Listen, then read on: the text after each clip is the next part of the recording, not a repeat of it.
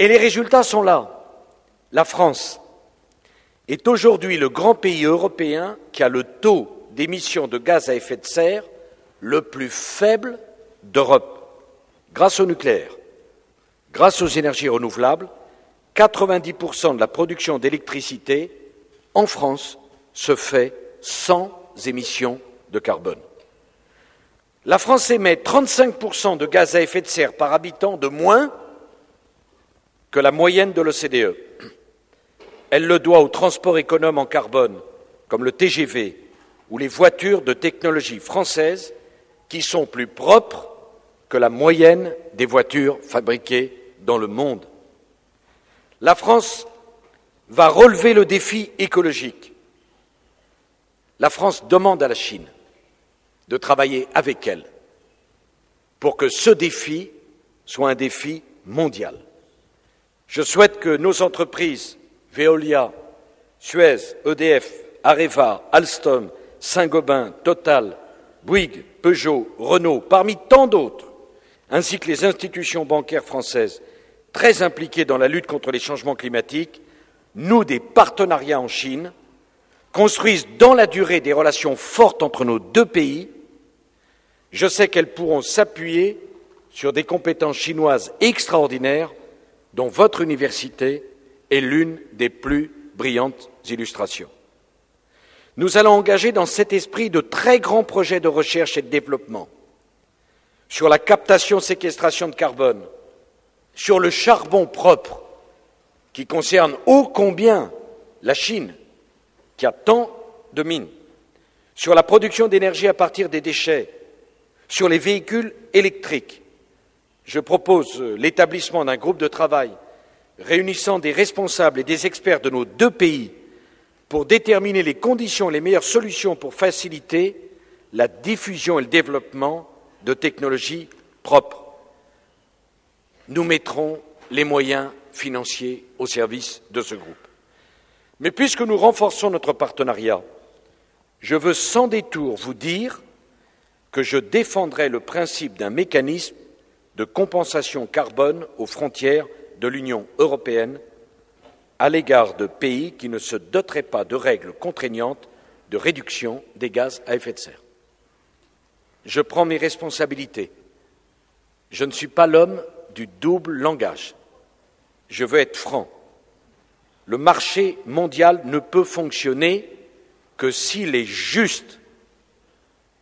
Et chers amis de Chine, ce ne serait pas juste que les producteurs européens soient sanctionnés, que le travail en Europe soit pénalisé et découragé uniquement parce que les engagements pris par l'Union européenne pour lutter contre les changements climatiques resteraient unilatéraux. C'est ensemble que nous allons préserver la planète. C'est ensemble que nous allons porter le poids de la réduction des gaz à effet de serre. C'est une exigence de justice. Elle est facile à annoncer dans mon pays, en France. Elle est plus complexe à dire ici. Et pourtant, je le dis ici, par respect et par amitié. Le monde a besoin que la Chine s'engage dans la réduction de production des gaz à effet de serre. Cette exigence de justice, je l'applique aussi naturellement à votre souci légitime de poursuivre votre développement. Et nous ne disons pas à la Chine « ayez moins de croissance ». Nous disons à la Chine « ayez davantage de croissance, mais une croissance propre ». Je ferai des propositions pour prendre en compte l'adaptation des pays en développement au changement climatique, en particulier ceux qui sont le plus exposés. Le récent cyclone au Bangladesh, les menaces pesant sur les petits États insulaires de l'océan Indien, la désertification croissante en Afrique, tout doit nous pousser à nous réveiller et à être solidaires. La France et la Chine doivent réfléchir ensemble aux modalités de leur aide à l'Afrique, en particulier pour rendre cette aide systématiquement compatible avec cette nécessité d'agir en faveur de l'adaptation. La lutte contre la déforestation doit également être abordée sous l'angle de la justice et de la solidarité avec les pays forestiers. Nous devons être auprès d'eux pour faire face à un chantier considérable, car la déforestation est responsable d'un cinquième des émissions de gaz à effet de serre. On ne peut pas laisser les pays avec des forêts aussi importantes être seuls face à la responsabilité de les entretenir. Je pense notamment à la deuxième forêt du monde. La première, c'est celle de l'Amazone. La seconde, c'est celle du bassin du Congo, en Afrique. Qui peut penser que les pays du bassin du Congo peuvent entretenir la deuxième forêt du monde? Les pays qui accepteront de lutter contre la déforestation rendront service à l'humanité. Il faudra en tenir compte dans notre soutien et trouver le moyen de rémunérer cet effort. Pour entretenir la forêt du bassin du Congo, il faut que ces pays acceptent de prélever un arbre par hectare tous les 25 ans. Un arbre par hectare tous les 25 ans. Ils ne peuvent pas faire face à ce défi sans précédent seuls. Je voudrais conclure ces propos en revenant sur la nécessité d'une réponse globale au phénomène du réchauffement climatique. Il faut que nous arrivions à diviser par 2 les émissions de gaz à effet de serre d'ici à 2050.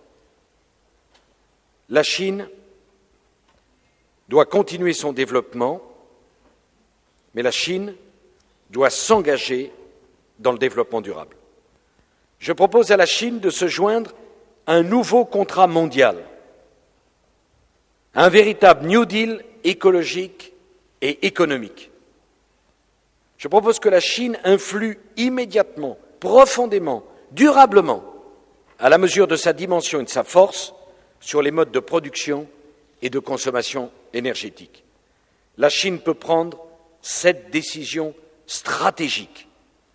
La Chine le peut, parce que la Chine a des atouts formidables, la valeur de sa formation, notamment scientifique, sa capacité sans égale dans le monde à planifier, son dynamisme économique, son influence et son prestige dans le monde.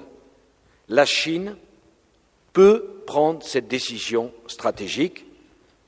Je souhaite que la Chine soit à la hauteur de son histoire en la prenant. La Chine le peut, la Chine doit le vouloir.